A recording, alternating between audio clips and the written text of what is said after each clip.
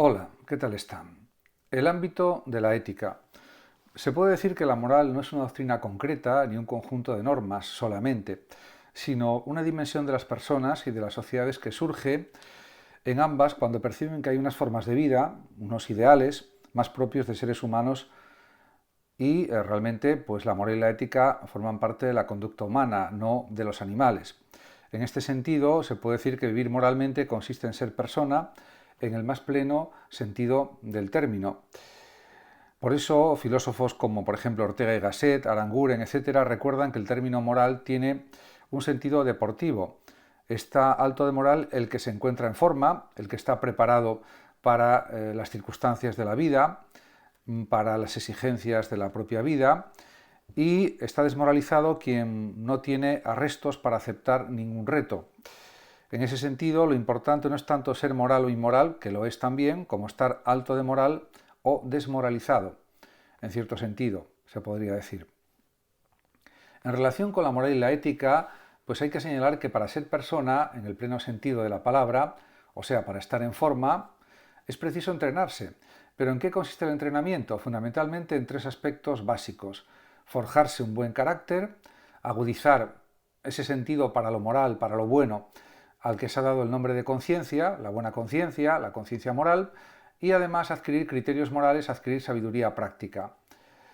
La ética, podemos decir que es una parte de la filosofía que reflexiona sobre la moral y que se distingue de esta en que mientras la moral forma parte de la vida de cada día, de la vida cotidiana, la ética es un saber filosófico, reflexivo, mientras la moral tiene apellidos como cristiana o budista, la ética los tiene filosóficos como kantiana o aristotélica, etc. Por eso Aranguren ha llamado a la moral vivida y a la ética moral pensada. Es una distinción muy clara, muy evidente y que se utiliza mucho cuando se explican cuestiones de ética de forma pues muy general. En cuanto a la moral, derecho y la religión, pues ambas partes, ambas disciplinas, o estas tres disciplinas, para ser más exactos, la moral, el derecho y la religión, tratan de orientar las acciones humanas y en este sentido son saberes normativos, dan normas, normas de comportamiento que también dejan libertad a los sujetos para comportarse de muchas formas diferentes, de infinitas formas, se podría decir. En principio, se puede afirmar también que la moral y la religión no solo dan normas, sino que también se preocupan de qué es lo que hace a los hombres felices, cosa que no es tarea del derecho. Pero incluso en lo que se refiere a la vertiente normativa misma, no es igual la forma de dar las normas. Por ejemplo, en la tradición kantiana, no se trata de que estas tres formas de saber práctico prescriban siempre contenidos distintos. Por otra parte, también se puede decir que la diferencia descansaría sobre todo en cuatro elementos formales en relación con las normas. ¿Quién es el que promulga el mandato y exige por tanto su cumplimiento? ¿Quiénes son los destinatarios? ¿Ante quién está obligado a responder el que infringe esas normas? ¿De quién se puede esperar obediencia? ¿Y quién es el que promulga el mandato y exige por tanto su cumplimiento? En relación con las tareas de la ética, pues es evidente que para cumplir su cometido la ética se enfrenta sobre todo a tres tareas. Primero, tratar de aclarar en qué consiste lo moral. Además, intentar fundamentar por qué hay moral. Y, por último, procurar aplicar cuanto haya descubierto para orientar la acción en los distintos ámbitos de la vida de la persona en sus relaciones sociales también. Por lo tanto, diríamos que la ética es la reflexión sobre lo que es bueno, lo que es correcto, y la moral sería la aplicación de eso que es bueno y correcto a la realidad práctica, a la vida cotidiana, por decirlo de una forma más sencilla y esquemática. Se puede decir que no hay personas amorales, porque desde una perspectiva filosófica, las personas somos inevitablemente morales, porque a la hora de actuar nos vemos obligadas a elegir algún tipo de acción y hemos de justificar los actos que realizamos, las elecciones que realizamos, si queremos comportarnos como seres basados en la razón, como seres racionales.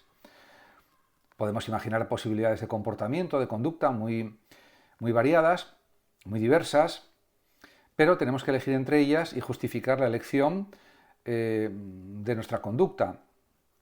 Un ser es amoral cuando actúa automáticamente y por lo tanto no es dueño de sus actos, no es responsable de ellos. Este es el caso muy evidente de los animales. Los animales son amorales, no inmorales. Por el contrario, podemos comportarnos moral o inmoralmente en relación con unas normas de conducta determinadas, pero no somos amorales, porque podemos optar entre esas conductas.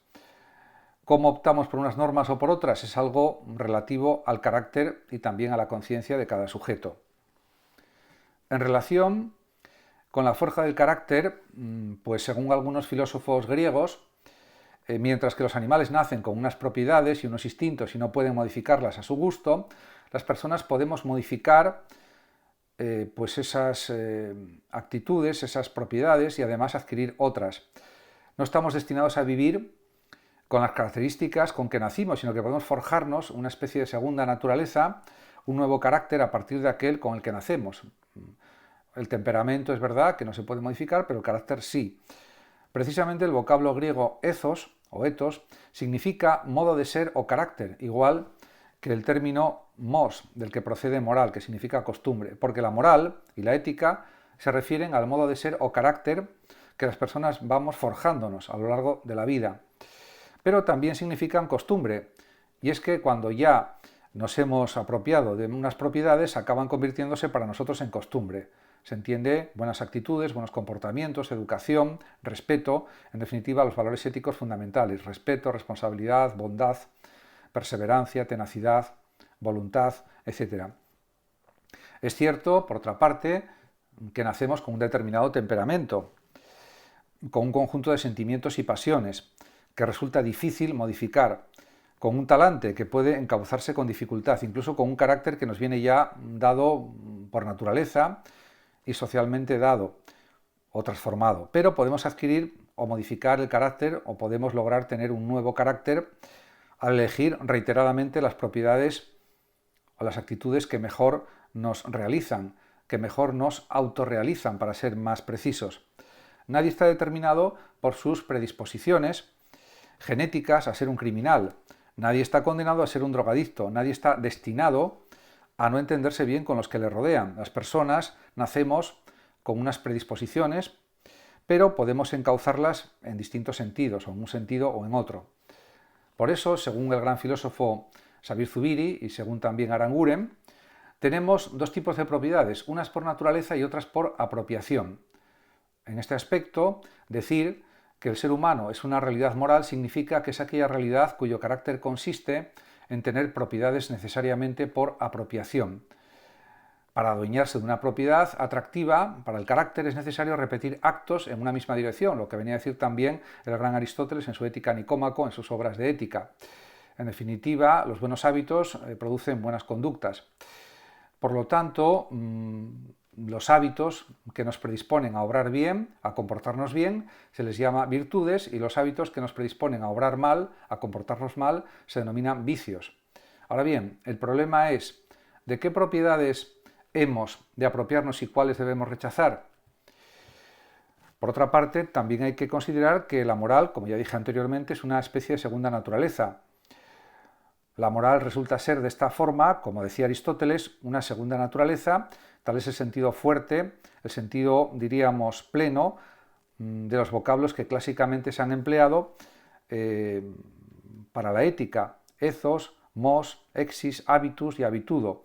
Arete, que significa también valor y virtud, virtus, y vitium, pues como los vicios o el vicio. En cuanto a la conciencia moral, se pueden analizar distintas funciones de la conciencia moral. Primero hay que entender lo que significa el término conciencia. Conciencia en general significa capacidad de percatarse o darse cuenta de algo.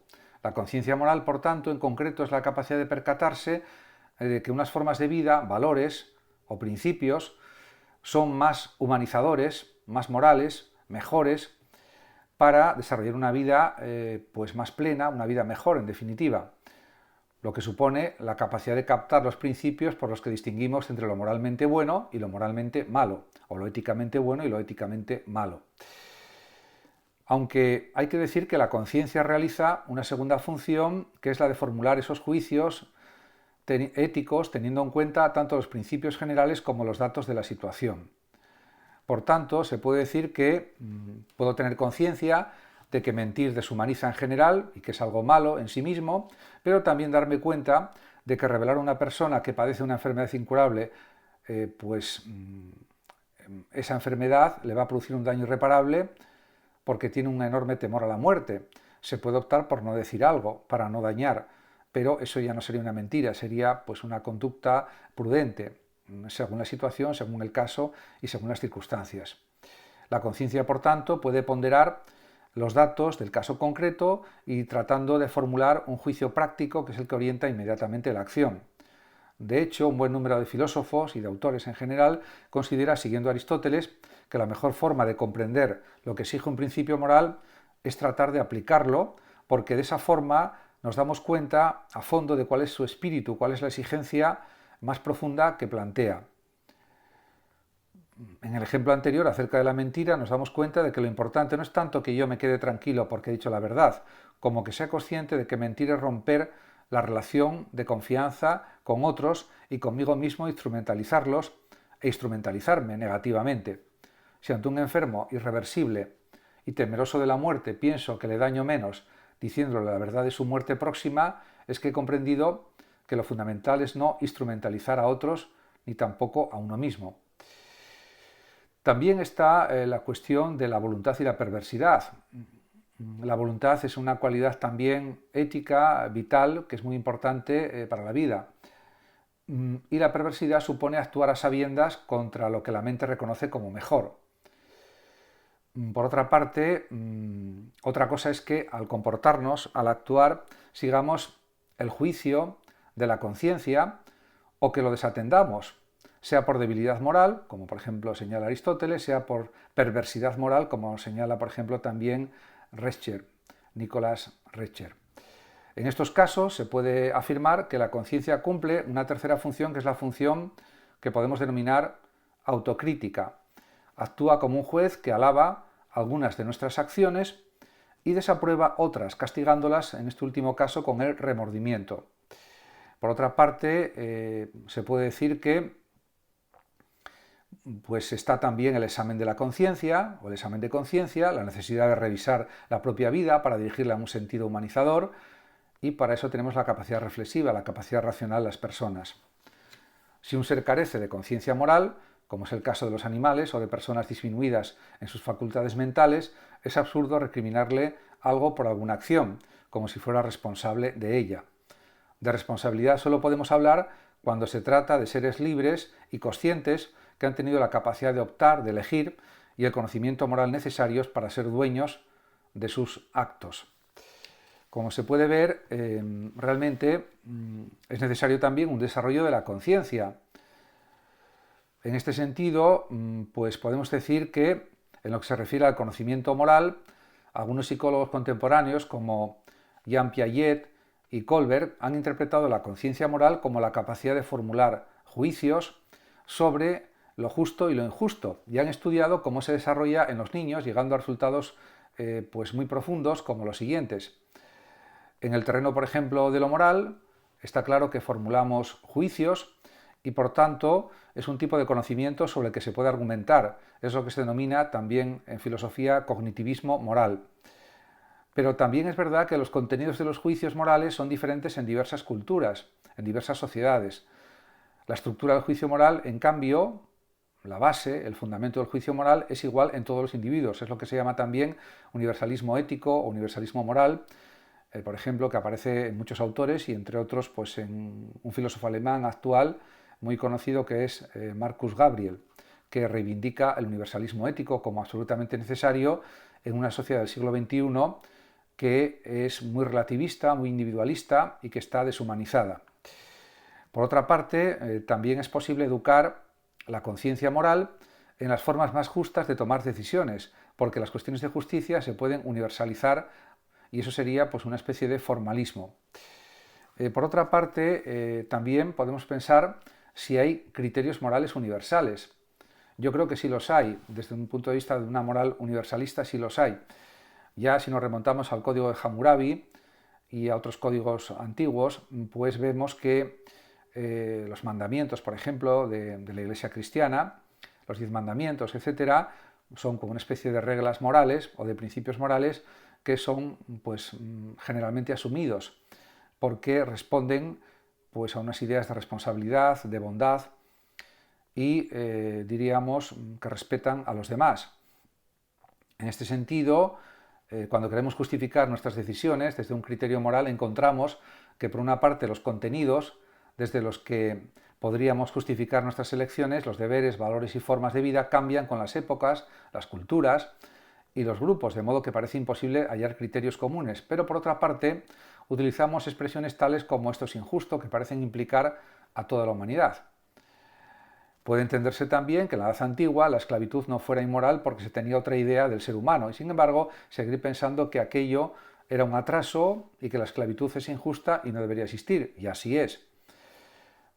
Por tanto, a pesar de esto, es evidente a mi juicio que existen unas formas de conducta buenas en sí mismas y que forman parte de lo que podemos llamar moral universalista o ética universalista y, en definitiva, el universalismo moral o universalismo ético. Muchas gracias a todos por su atención, saludos como siempre a los oyentes de Radio Sofando de México y hasta mi próximo vídeo.